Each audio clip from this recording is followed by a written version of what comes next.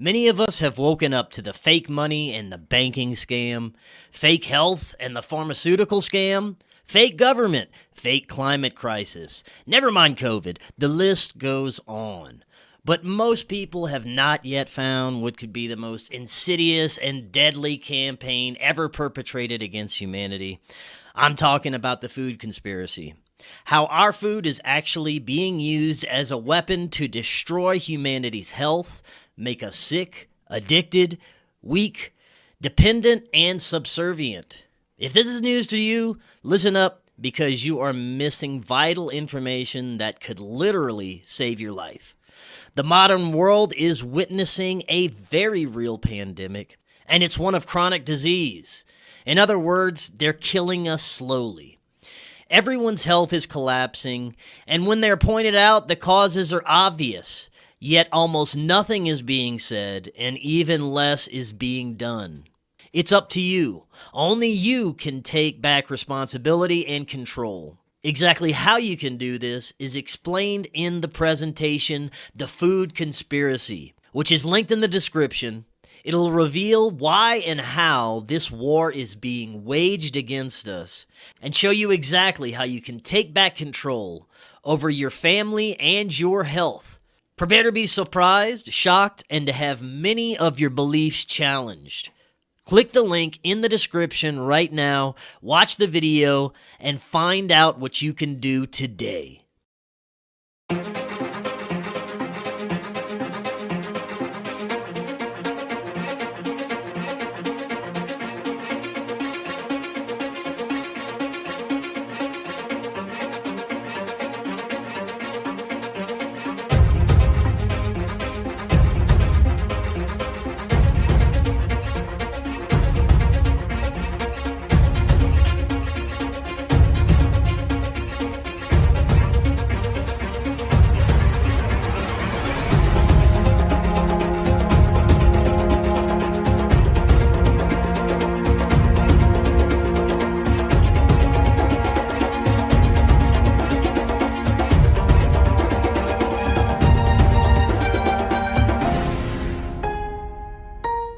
Welcome back to Forbidden Knowledge News. I'm your host, Chris Matthew. Today my guest is Dr. Tom Zinser. First, a couple of announcements. Download your copy of the Forbidden documentary right now. Just click the link in the description. It's only $5. You can also get it from our website.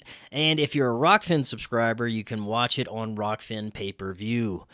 You can also now get Forbidden Knowledge News live 5 days a week on Rokfin, Rumble, and our website. That website, again, is forbiddenknowledge.news. It's also the home of the Forbidden Knowledge Network. That's where we feature some of your favorite podcasts. And you can always get every new episode of Forbidden Knowledge News on Rokfin, Rumble, and all podcast platforms. Sign up on Rokfin. This is where you get our premium content. You also get all the premium content from every amazing creator on Rokfin. Just go to rokfin.com/FKN Plus or use the link right in the description. Today I want to welcome back to the show Dr. Tom Zinser. He is a hypnotherapist, spiritual counselor, and author of the Soul-Centered Healing Essay Series. He's currently retired from private practice. He was a clinical psychologist specializing in hypnosis and the treatment of dissociative disorders. Dr. Zinser, welcome back. How you doing? I'm doing just fine, Chris, and thanks again for having me. Ready to get into some questions of the universe, I guess.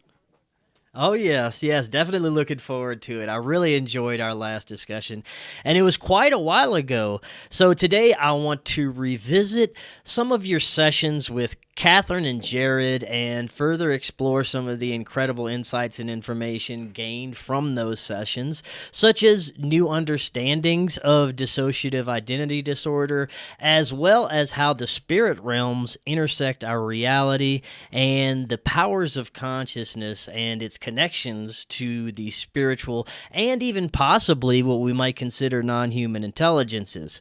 But we'll get to that if we can. So first, it's been a little while. Remind the audience just a little bit about yourself and your work and what brought you down your path. Well, I was a psychologist in the late 1970s, and I did hypnotherapy, worked with clients who had been traumatized and basically what we call dissociative disorders, where parts of themselves kind of are split off with the trauma and kind of hold it inside. And in 1987, a woman who worked in our office, the bookkeeper, Catherine, wanted to know if I would like to have a session with a spirit guide named Jared. And I'd never had anything like that. I agreed to it. And of course, with Jared in the first session, I basically asked questions about my work. And Jared began to tell me information that of what I would only say he perceived as psychic levels, as spirit levels, and he could read my client's soul in the present. This is what I found out over a few months. So Jared and Catherine and I agreed to form a collaboration so that in my work with clients, I would involve Jared and his information on a weekly basis. So I went back and forth between Jared and my clients for 15 years. And in that time, a kind of picture of the inner world and of the spirit world began to kind of come into focus. So for all those years, it basically was an exploration, an investigation of healing at the psychic, spiritual levels using hypnosis, communicating with parts of the self, communicating with entities that were from outside the self. And the healing work really was always aimed at clearing blocks and bringing in the light, love, energy of one's own soul and of the divine. That was basically the ultimate goal all the time. Bring in more light, release pain, become clear, confident, centered with yourself. So in a nutshell, that's... Excellent. Yes. Now, as far as your understanding of Jared and who or what this entity was, did you find out that this was at one time a human that was incarnated physically on this earth? Very early, Jared told me that he was a spirit guide. He was a soul, just as we are all souls. That he was created as a guide from the beginning and had never lived an incarnated life. But he did let me know that there were a couple times he manifested a physical body just in order to have the experience. That's not living a lifetime, though. It was a very temporary state. So right. From the beginning, he has been a guide. Now, is it always some sort of significant trauma that would trigger something like this dissociative disorders? Well, I would say first, dissociative disorders have to be understood in terms of a spectrum. And the term that I would use most frequently is subpersonalities. Now, sometimes they're called ego states, which I first learned about. That's the term I used. And in those clients suffering from dissociative identity disorder, they have been called alter personalities. But I'm going to use the term subpersonality for all of those, but there are different degrees. And what happens is, this is most often children and adolescents, because their ego identity, their ego defenses are not as well formed yet. But especially in childhood and adolescence, when there is trauma, and in this case, it means when the conscious self can no longer tolerate what is happening. Basically, they're having to just get out. There is a part of the mind I call the protective part of the mind I think we may have talked about it last time, but we all have this protective part. And here's one of the difficult things with our present day science and psychology. This protective part is an active consciousness, but it is separate from our conscious self. And this protective part is always, always aware. And its first order of business is to protect the body, survival. But I look at the protective part as a kind of evolved survival instinct in the sense that it has developed psychological, emotional layers.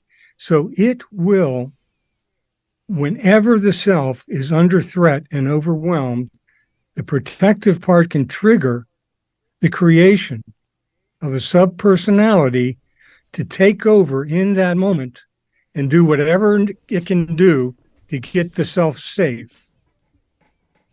Once that's happened and this conscious self can come back to awareness, it's safe to come back, that subpersonality will move to the unconscious level. And it needs to be understood that this is a conscious psychic being.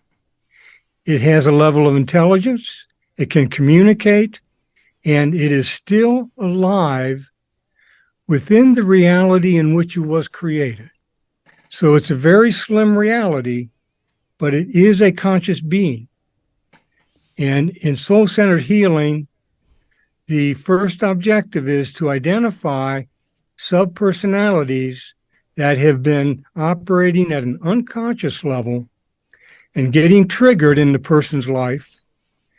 And often a person doesn't know why this is happening, why they're feeling what they're feeling, or why they're thinking these things, or why they're reacting. It is often because a subpersonality has been triggered and is reacting just like it did when it was first created. So that's kind of a sketch.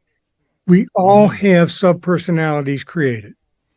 As children, now, go ahead. As far as this protective part of the mind, and even what you would consider spirit guides, is this something that we are initially incarnated into this reality connected with?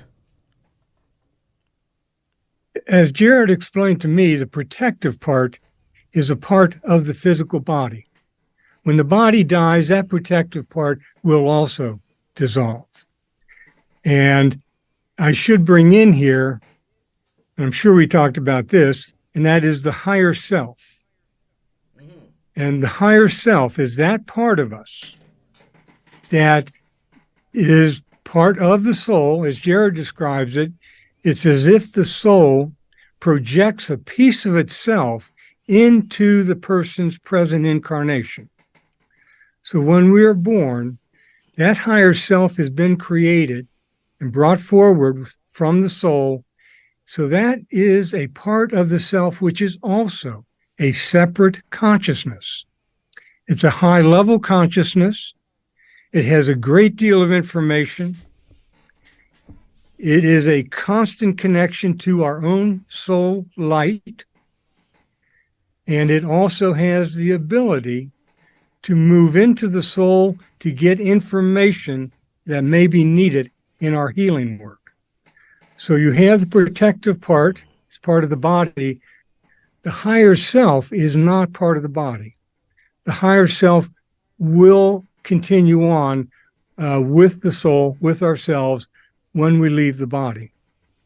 So that's two different kinds of consciousness operating along with our conscious self. And then you have the subpersonalities. They too, as I said, are conscious and aware, but living in a very narrow reality until we make the contact. I had an elderly client once who, I forget the exact issue we were dealing with, but what I found with her in the hypnosis were a group of subpersonalities who shared with me that they were camping. They were in a camp out in the forest, had their own little camp, and again, this is because their consciousness created this. This is where they were living. And it's as if my voice broke into that world of their campground. And that's when I began to talk to them. And they weren't quite sure who I was when I first announced myself. So in the healing work, we're entering into these realities with the subpersonalities. What we want to do is let them know that they can have light, love, energy for themselves right now, right as I'm talking to them. And if they agree to it, the higher self can bring them that light, love, energy right now. And once they receive that, they receive a greater understanding about healing. They feel this love and light energy, and they let me know, and I would say this is 90.8% of the time, they do not want to be without that light, love, energy once they have felt it. So when they have, it's much easier for them to share that trauma that they're carrying inside. And when they share that to the conscious mind, it's as if that pain energy has now gone full circuit, and that subpersonality can release that pain, fear, hurt, anger, whatever it's carrying, and it can move to a place of integration within the self. So that's a real thumbnail sketch. Yeah. Now, to what extent do you believe that these subpersonalities are conscious and even aware of themselves? Do you believe that they believe they're living a full human incarnation here, or are they aware that they are in a way subpersonalities? How does that work? Most of them are not aware. They're not aware of themselves as individuals. They're not aware of present reality. It's as if they are living in an eternal present. If a child, for example, a parent got extremely angry at them and really kind of emotionally attacked them, they may be overwhelmed and a personality created to take over right then. That subpersonality is going to live in that moment. That's what its world is. And in the future, if somebody gets really angry at the person, that subpersonality may be triggered because it has felt that. It has gone through that. And so now it's being triggered and it's reacting again. It is not aware. It does not live a lifetime. It's living then in that kind of present moment to itself until it is able to share and release and move out of that. It can move out of that moment, but they're not creative. As Jared has said to me, these are not creative beings. They also do not realize they have choice. Again, living in this eternal present, they're not thinking and active and living like we think about. So they don't understand that they have choice. They do not understand the power of their own consciousness. But when we make contact with them and they receive light, they begin to, in a sense, awaken more to who they are and the choices they have to receive light, to be released, to integrate into a comfortable, light-filled place within the self. They don't know that until we come and let them know. Now, is it possible that a subpersonality can be triggered by illicit substance use, drugs, something other than what you would consider traditional trauma, or even dark occult practices? Well, dark occult practices, you're going to be talking about trauma. Okay. As far as others, what I would say, Chris, is we can't define trauma from the outside. trauma is the experience of the individual. You can have a kid trip on the steps, kind of hit their head, but somehow be so terrified about what happened, it can create a subpersonality. Another kid trips, hits the step, and it's all right. He's up, and for one, it's a trauma. For another, it isn't. So when we talk about somebody taking drugs, for example, talking an older person, 18, 20 years old, if they take a psychedelic, for example, a mind-altering drug, it can create an experience that is so confusing, so frightening, upsetting to the person that it is traumatic. And there may be a dissociation, and another part will take over at that moment, again, doing what it can to resolve the problem. To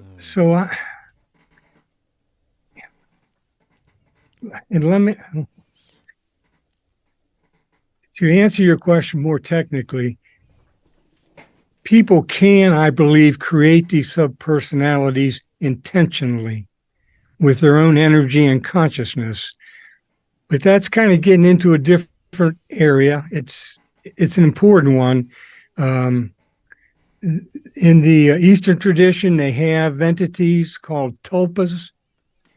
These tulpas are created by the person's consciousness, and they are believed to be, and I think it's true, they are separate psychic beings. So it's not like this is new. Something you would also call an egregore? That's a good question. Because I've heard that these are also similar to tulpas, or probably the same things. If we give something enough thought and energy or fear, that it can manifest in our consciousness as something that is very real for us and affects our lives in physical ways at times.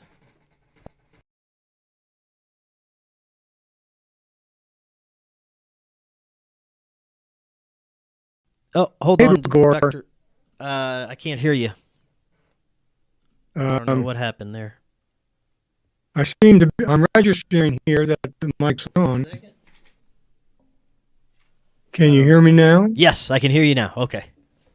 Okay. Chris, I would have to look at this more closely. An egregore, as far as I understand, is like a collective energy. Okay. Where a group of people in their thought energy and collective energy form this kind of almost a separate, limited, but a consciousness and a kind of collective energy. I haven't read egregore applied to just an individual creation, an individual's creation. Okay. But certainly there are things like thought forms. And a person can create thought forms that continue to affect them, but thought forms can also be injected from the outside. And a person may, as they're growing up, there may be certain thought forms that kind of take root and may continue to affect them. Now, this would be something also that can be discovered in the hypnosis. If we ask about a particular issue and it involves a thought form, higher self can usually identify that it is a thought form that's active here. Now, do you also run into things like spirit attachments, and how can you tell the difference if there is one? I run into spirit attachment all the time. And I would say it this way. There are spirit attachments and there are spirit intrusions. And spirit attachment is, in a sense, they don't enter into your energy, but they interact with you and they can stay attached and interact at that psychic level. There are other entities who actually enter into your soul level energy. And in that sense, they are operating from within your energy. When you're working with someone, and there is a spirit or spirits, plural, involved, higher self is the one. For example, somebody says they have this problem, they got these voices, they're constantly berating them, and they don't know how to stop these voices. I would ask higher self, please look inside and find the source of these voices for Joe Smith. And first finger, higher self, let me know when you have found that cause. Higher self lets me know it has found that. I will bring that one forward and communicate with them. And I will ask them, do you know that you are part of this self and soul that I'm working with? And they may say no. I'll ask higher self whether this one I'm talking to is separate from the self soul, from the client. So there is a process of identifying who we're working with. Is this a part of my client? And it's one of these subpersonalities that affects them? Or has there been outside interference going on here? Or both? Because these subpersonalities are one of the primary vulnerabilities to outside interference. These spirits will usually attach or enter a person at the point of a subpersonality that the spirit, it can be aware of an issue. Now, one example I use often is Jared I was working with a man, probably in his 50s, who identified a 12-year-old angry subpersonality, and he was blocked from the light, couldn't receive the light. I finally would ask Jared about it, and Jared said the problem was that this 12-year-old was carrying a pocket knife in his pocket, and that as long as he had that pocket knife, he was going to be blocking the light, because the pocket knife had been given to him by an outside dark spirit. And when this boy accepted the knife with the idea that it would be protection for him, but he accepted that knife, he was bringing in that spirit's energy device. And as long as he held that device in his pocket, that spirit had an access to him, and through him, maybe to other levels of the self. So these kind of devices are typical, but they also can, these spirits can access a person, especially through the subpersonality's emotion.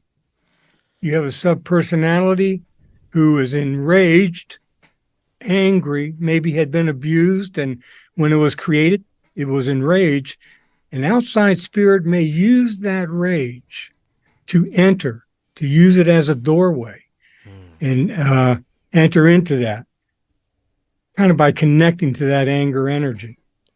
So we got both going on, parts of the self, entities that are separate from the self, and outside entities are a whole range of different kind of beings. So. Now, I want to get to that in a minute, but first you were saying that your mediator for even the subpersonalities as well as non-human entities is always the higher self. You are always asking the higher self to mediate and identify these things? I would say most of the time. I may be working with a subpersonality who's quite frightened, and that subpersonality will tell me that there's somebody else in the room with him.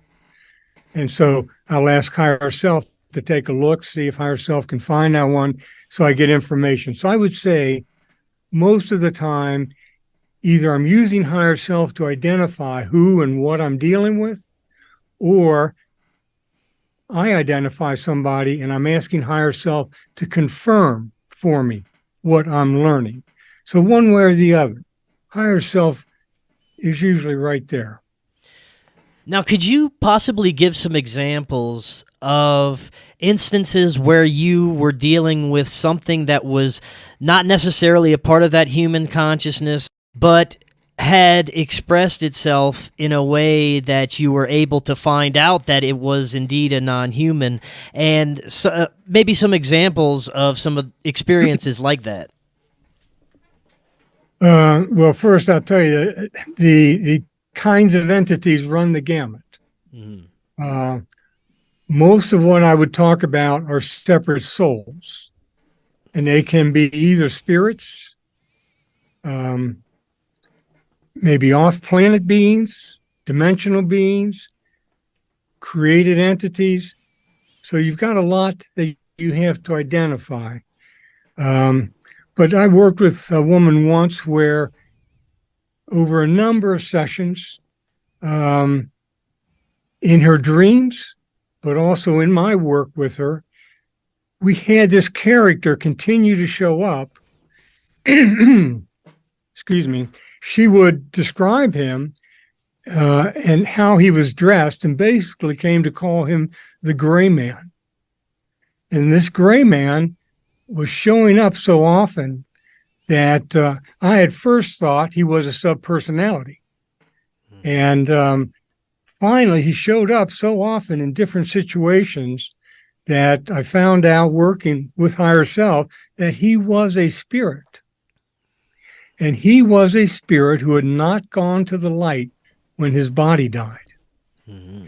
And he was a spirit who also, his soul, had shared a number of lifetimes with my client. And so he recognized her soul, and he, in a sense, formed this ongoing interaction with her. And so he became known to us as the gray man, and I had to work with him to finally help him to receive light, help him know it would be safe for him to go to the light now. And he finally did. There's spirits like that you may find when you're working with subpersonalities. They continue to block your work. So when you identify them, it's not like you give them a name. They often, many take human form because they've had a human experience. Some do not take human form. Some can take an animal form or creature form.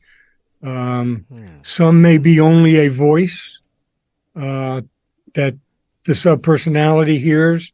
So I don't get kind of these detailed descriptions.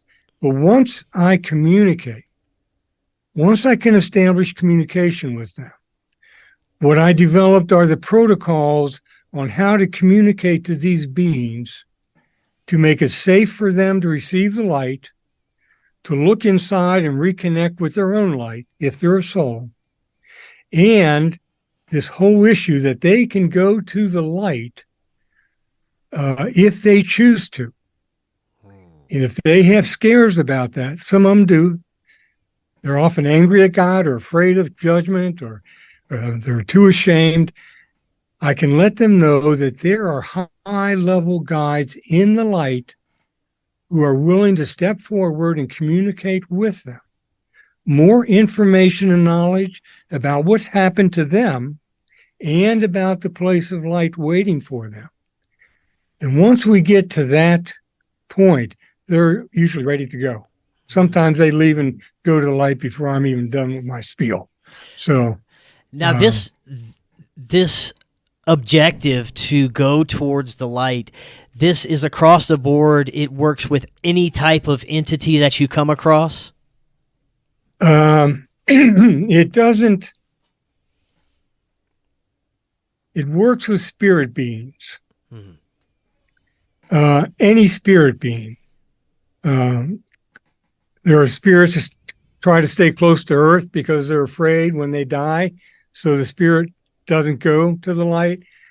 There are other spirits who don't want to go to the light, and they're kind of sophisticated. They can travel around. And then there are dark spirits. So again, there's all kinds that might come into play. Then you have off-planet beings, and you have dimensional beings who, it's difficult with our language, but I consider them to be incarnate.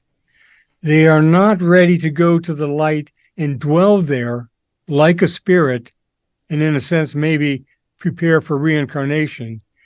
But when I'm communicating with these beings, they can receive contact from the light and from guides.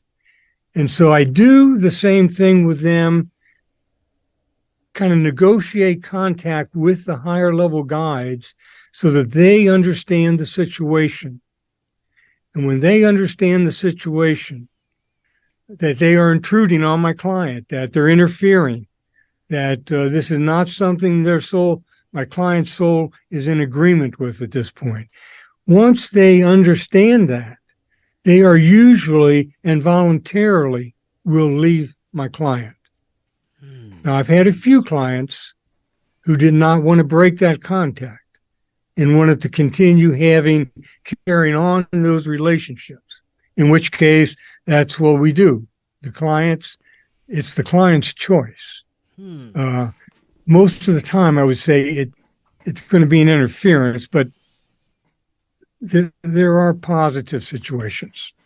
Now, I'd love to get some examples of the different types of entities, like you said, extraterrestrial or dimensional, that you may have encountered.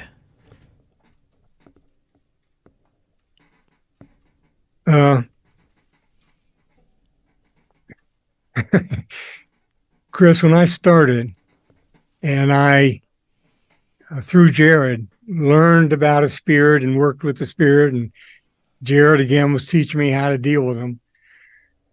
In the first, I would say, 6-9 months, when I made contact with some separate entities, my idea was I am going to be able to categorize these entities. So I might be able to come up with, there are 3 extraterrestrial species, there are these kind of dimensional beings, and that's within a few years, it was clear to me that there were more species and more beings than I was ever going to categorize. Wow. The second part of this is, when I worked with these beings in the hypnosis with the clients, the goal was healing and treatment. It was not exploration and investigation. Mm-hmm. So when I dealt with these beings, there were not questions on my part about who are you, how do you live, what's your existence like, how many of you are there, the whole bit. Yeah. That was not the purpose of my work. So there were too many to categorize, and my concern was that my client be cleared of this interference. So my working with these beings was almost always a kind of one-to-one situation with the client and exactly who the interruption or interference was. Mm-hmm. The next client may be a whole different story. Now, were you ever able to decipher the purposes that interdimensional or extraterrestrial beings were attaching or inhabiting the soul of a human? There were a number of agendas going on depending on who the beings were. What I will call off-planet beings, or we would call extraterrestrial, and that does not take in all the territory. There were agendas like observing humans over long periods of time through families and collecting data, learning about humans. There were other beings who were carrying out hybrid experiments where you hear of humans being abducted, and they will describe what seems to be them, that they were on like these beings will follow a soul through lifetimes. And For example, a client may have had an experience with one of these beings in a lifetime 300 years ago.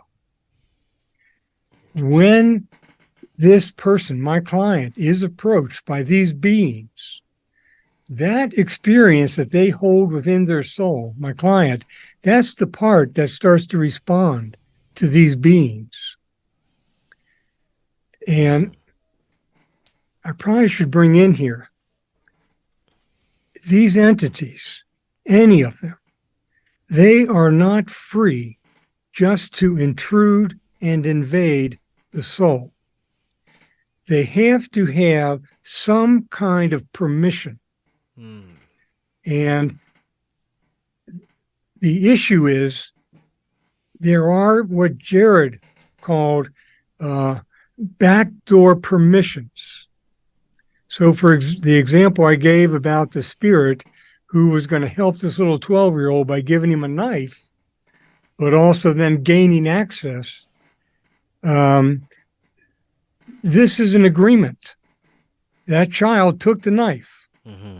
Didn't know he was making an agreement, didn't know who this being was, what it was about, but he accepted the knife. And the spirit will take that as an agreement and then instigate this connection. So this kind of permission is necessary.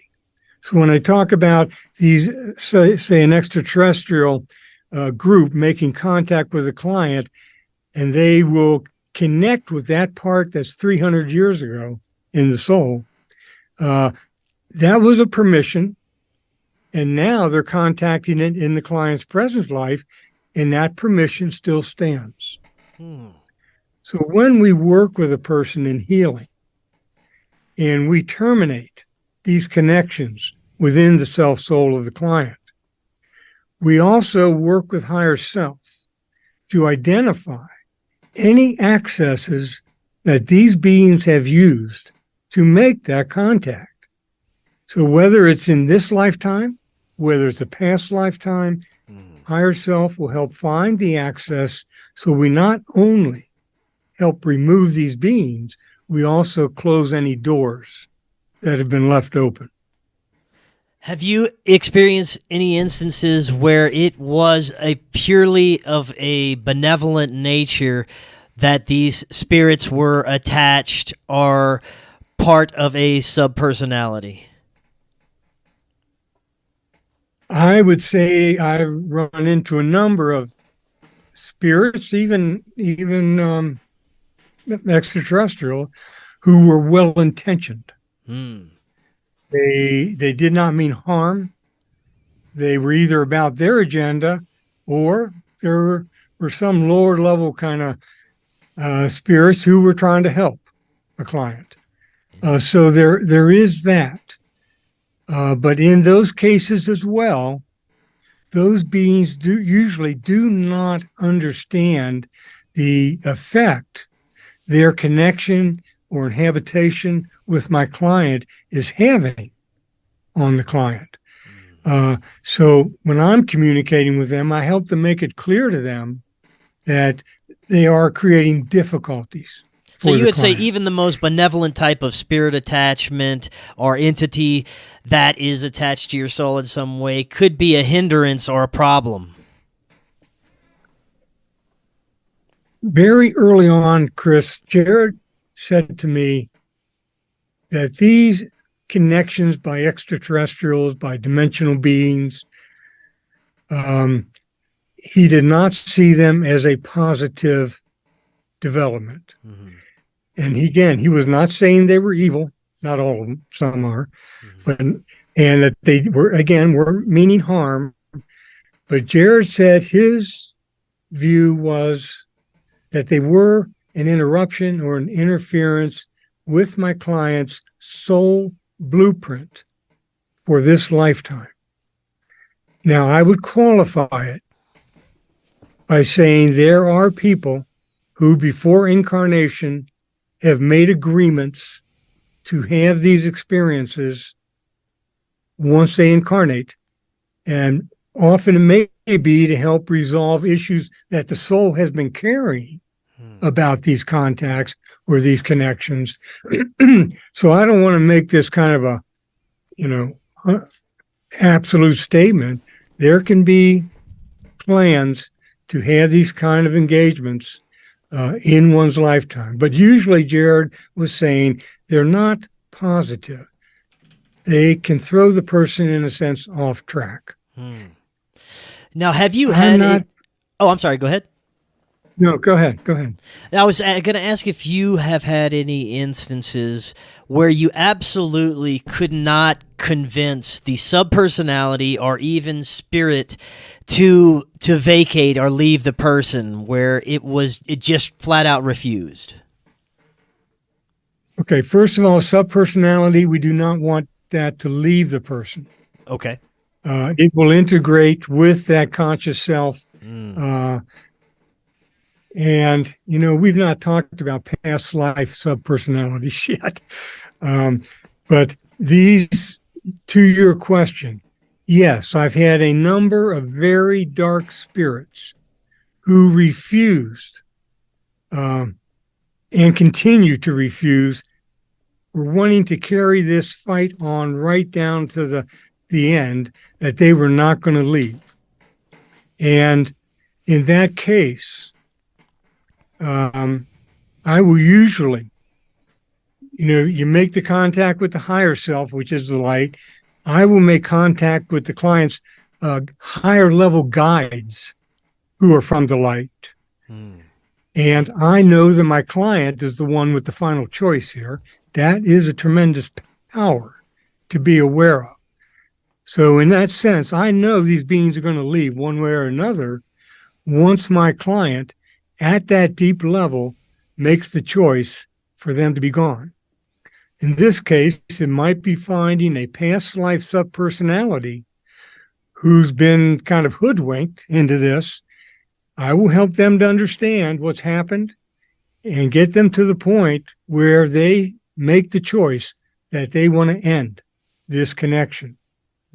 So whenever there's one of these, or more than one, a group that are refusing to vacate, we will press it to find accesses, and we will press it to find out who's given the permission, usually unconsciously, and have them make a new choice. Once those accesses are closed, once the ones involved have chosen that they want these beings gone, these beings will be removed if they do not leave. And I have had a number of situations where we have had to call in guides to come right down to the line, kind of between light and dark, and force these beings out. That's not happened too often. We don't usually get to that point, but it has happened. These beings are usually under the direction of higher ups. There is usually a hierarchy, and that creates complications. It's a little more work to get to that point where the choice can be made to cut. But that's what we work for, to get to that point. You're saying some of these entities are working for higher level entities when inhabiting or infecting a person's subpersonalities. There's no question in my mind. That's these souls in darkness, as Jared has said, these spirits, dark spirits, are souls. And as souls, they still carry the light inside them. But this light has become so covered over in terms of the experience that they've had to finally move into darkness. They do not even remember their own light. So in that sense, I know from the beginning that if I can convince them to reconnect, even touch their own inner light, they will remember who they are. As far as the past live subpersonalities, I'd love to hear a little bit more about this and how these can become part of a person's subpersonality, and maybe some examples of how you've reintegrated these? Well, it's a great question because it's a very important question often in people's healing. But the example I usually use, if I were to die today and I had subpersonalities created out of trauma who had not been resolved and were still frightened or terrified or still angry, when my body died and I left, the soul left and was returning to the light, these subpersonalities who are unresolved, as Jared said, they continue to have free choice.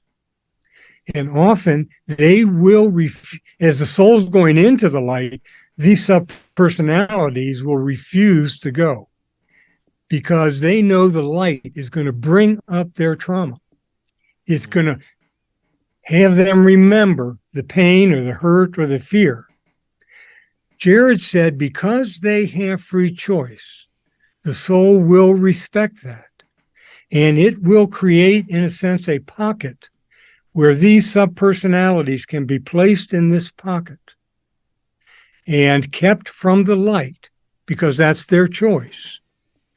And then when the soul reincarnates and it's moving into this dense reality, into the human body, Jared said that pocket opens back up as it approaches this physical reality in which these past life subpersonalities were created in this kind of reality.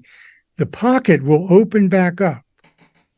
And these subpersonalities from past life will, in a sense, be within the field of this conscious person. And if certain things happen in the client's life that similar or the same as was experienced by a past life subpersonality, that can trigger that subpersonality to come forward now into the present. So again, it's one of those things where a person, something happens and they react in a rage and they don't understand why. They may have 4 or 5 subpersonalities who carry that same kind of energy. And now all these energies are coalescing together and the client feels all of that come together. So you've got present life subpersonalities, past life subpersonalities carrying the same issue and reacting to an event. And that can be pretty powerful. Yeah. Now, one of the most disturbing parts of what is being done by some high-level groups such as 3-letter agencies, black project groups, especially the older projects like we hear in MK Ultra, where they were intentionally splitting people's personalities and using this for nefarious purposes such as assassins, sex pots, different type of CIA or black operations that unfortunately folks were being used and their personalities were being split up using very nefarious methods such as what we know as satanic ritual abuse. Now, have you ever worked with anybody that may have been a victim of some of these practices? Yes. I've worked with a couple of people who were subjected to MK Ultra and as children.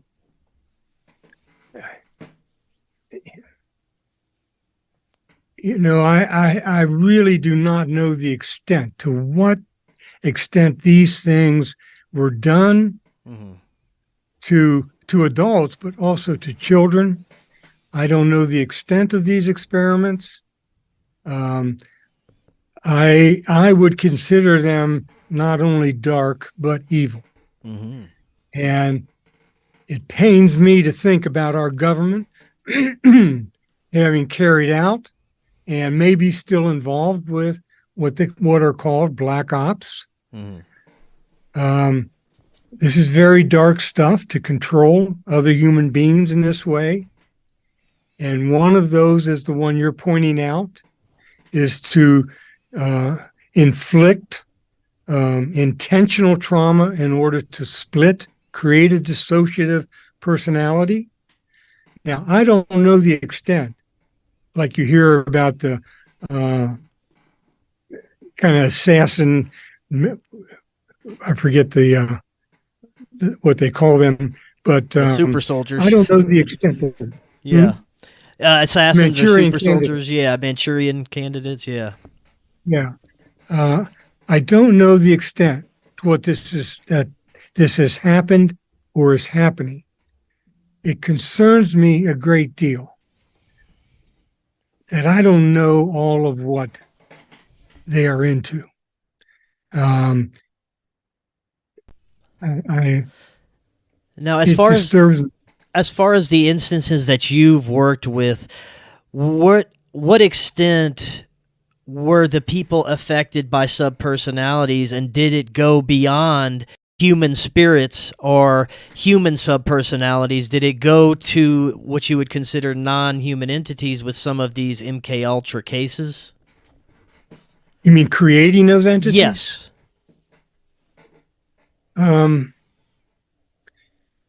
Or I guess the first thing I would say is, not only did I become aware of the government's involvement in these kind of activities, I did work also with a number of cult victims, whether you want to call it satanic or devil worship, whatever you want to call it. It was very dark energy they were involved in.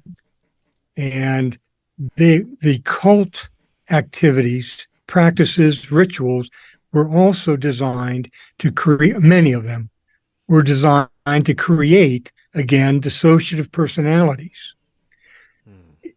It made me wonder after a number of years of seeing this, it made me wonder whether there were people involved in the government who learned about these things, did these things, and in a sense went out on their own and continued to practice these things on their own with groups of people. It's almost as if this knowledge of using drugs and trauma to dissociate personalities, it's almost like that became knowledgeable among a number of people. And it spread. I wonder if it spread. It just is disturbing kinds of stuff. And what would you say is the largest number of subpersonalities that you found in one single subject? Well, in talking about one of these subjects right now that we've been talking about, there were thousands. Oh, wow. It's almost as though what they went through triggered a mechanism that was almost operating automatically. So that the splitting was almost not continuous like every minute, but in their life, that splitting became an ongoing thing. So it's that protective mechanism, in a sense, was turned on its head and just ran rampant. That is, again, one of the kind of consequences. Now, I remember you were telling us last time you were on about some sort of gatekeeping entity that prevented you from going any further with a certain client. Could you remind us a little bit about what happened in that incident? Well, this is before I met Jared. And this woman had been diagnosed officially as multiple personality, now called DID, dissociative identity disorder. And I was working with her in what my therapy at that time was ego states, subpersonalities. That's what I was dealing with, parts of the client. And she was a cult victim. And I was working in my office. I was communicating to one of the split off personalities.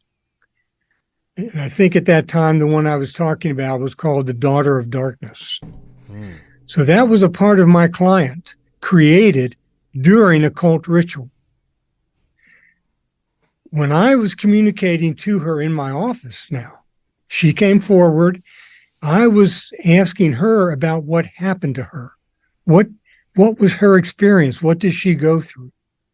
And as she began to share with me what happened, all of a sudden, this other entity broke in. Her face changed, her voice changed, her demeanor, the way she was sitting, it all changed. And this entity that was looking at me, as I said, it put the hairs on the back of my head up. I didn't know what this was. This being told me that we would go no further, no more questions. And it was blocking that subpersonality from coming forward with me again. I didn't know what to do, but it's the first time I truly suspected that this entity was not part of my client. I didn't rule out that it could be, but I just felt I wasn't talking to my client. And this is that would be sure. But this is one of the things that ultimately led you to become curious about what was happening with Jared and what he was telling you, right? Absolutely. I went to the library after that, and I wanted to I'm thinking this lady might be possessed. So I went to the library trying to find everything I could on the psychology and possession and treatment, exorcism.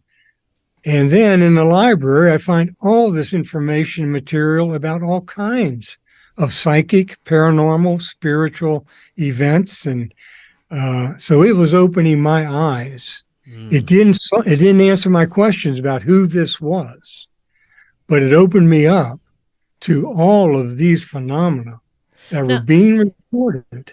You never revisited that case after you had more insight into what was going on, did you? I did not. What happened was that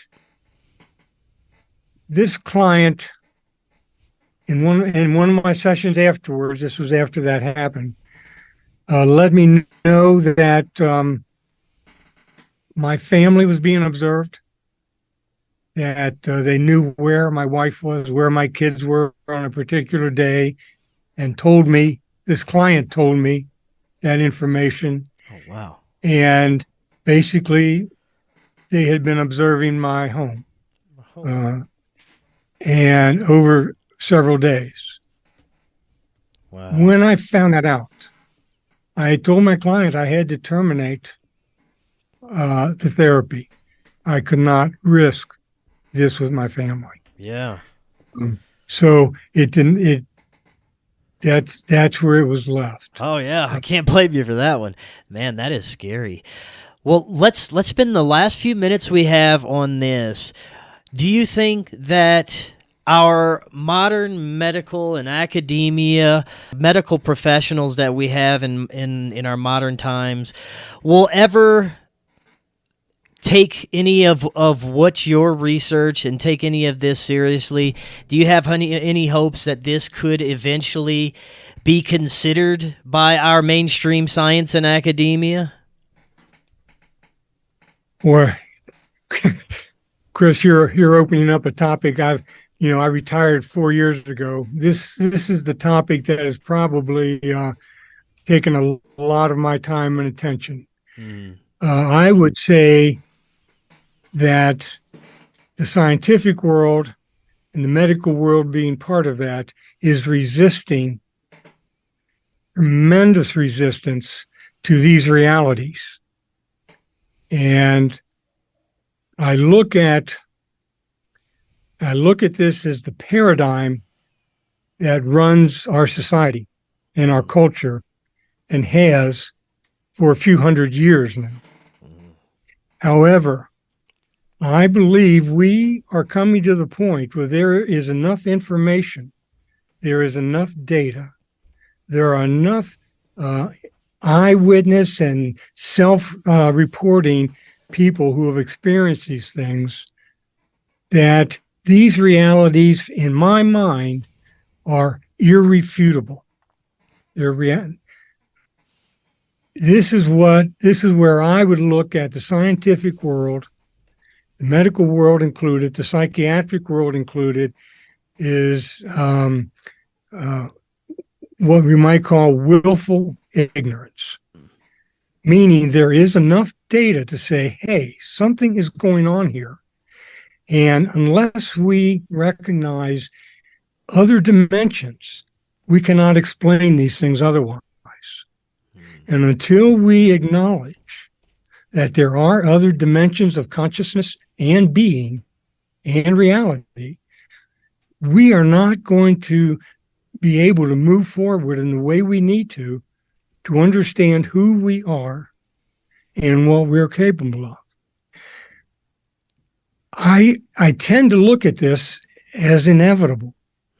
I better rephrase that.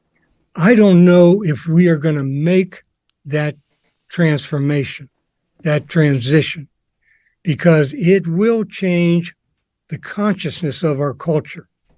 It's a whole different world to be thinking this way. I don't feel there's any guarantee we're going to make that transition into that level of consciousness. I hope we do. I certainly believe we can.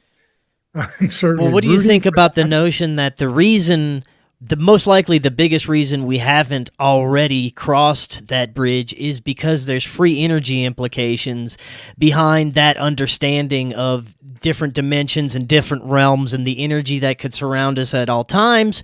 And of course, they don't want us to have our hands on free energy because we wouldn't have to rely on daddy government and those in control to provide everything for us. We would be able to do a lot of that for ourselves, and that might be one of the biggest reasons why that's not being explored. Chris, I think that is one, but I think there are many in our culture who want to protect the status quo because so much is at stake for so many people. It's the way we live. This is our world. And what we're talking about, this change in consciousness, will change not only the issue about energy, it will change the structure of institutions or lead to the creation of new institutions. It will change how we see ourselves and how we see our reality. These beings that exist, and again, I'll call them off-planet beings. The question in my mind is, are we as a society willing to form a communication with these beings that will be transparent, public, and carry on a communication with them? And I believe that there can be those conditions to allow that to happen. And once we do that, once people understand there are other levels of consciousness and being, we are going to transcend our ego psychology. We are so focused in the ego kind of consciousness. That's why I say these different levels within ourselves that are different levels of consciousness. We can't even begin to deal with that. So I see this as a big, big issue, and we're in it. Yeah. Well, we're definitely living in very interesting times. I am very hopeful because of the amount of people who are becoming more curious about these things and seemingly aware. Yeah. So that's very encouraging. And Dr. Zinser, thank you so much. This was fantastic. I would love to do it again in the future for sure. Before you go, let the audience know about your website and anything else you have out there that they can access. Well, my website is at www.soulcenteredhealing.net. And I have a new website being built right now, so you may find yourselves in between. The old website is still up, and hopefully the new one is going to be a little better organized, a little everything in order. Like I said, I do not I retired from clinical practice, so I do not see clients any longer. I have trained a number of individuals. Their names and contact info will be on the new website. Meanwhile, I am trying to do some writing on the paradigm shift itself, and I'm preparing the materials that I've put together over these 35 years. So hopefully they'll be passed on in a way that's understandable. So I'm trying to organize all of that. Excellent. Dr. Zinser, thank you so much. We'll definitely do this again. And until next time, everyone, have an excellent evening. We'll talk again tomorrow. We'll see you then.